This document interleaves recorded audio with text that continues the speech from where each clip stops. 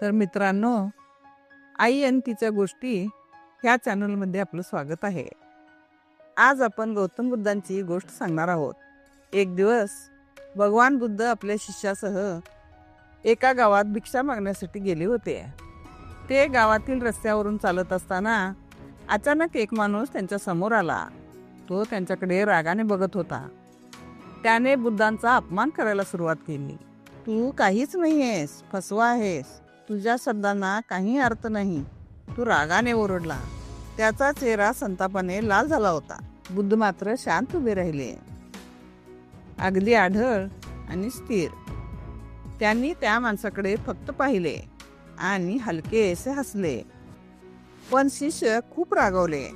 त्यांनी मुठी आवळल्या आणि आपल्या गुरूंचे रक्षण करायला तयार झाले. तेव्हा बुद्धांनी हात वर करून त्यांना थांबवले. नंतर आपल्या मृदू आणि करुण आवाजात बुद्धांनी त्या माणसाला विचारले, मित्रा, जर कोणी तुला एखादी भेट देऊ केली आणि तू ती स्वीकारली नाहीस तर ती भेट कोणाकडे राहील? तो माणूस थोडा गोंधळला.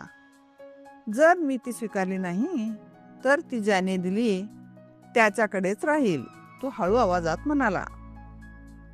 बुद्धांनी मान हलवली. बरोबर, त्याचप्रमाणे तू मला तुझा राग आणि अपमान दिलास, पण मी ते स्वीकारले नाहीत, त्यामुळे ते तुझ्याचकडे राहतील.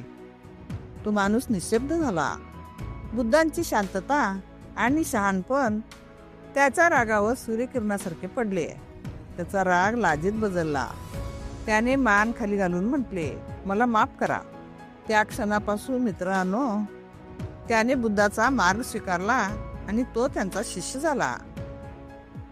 यापासून आपल्याला काय मिळाले म्हणजे खरी ताकद रागाला रागाने उत्तर देण्यात नसते, तर शांततेने उत्तर देण्यात असते. आपली अंतर्गत शांतता हीच आपली सर्वात मोठी शक्ती आहे. जय हिंद.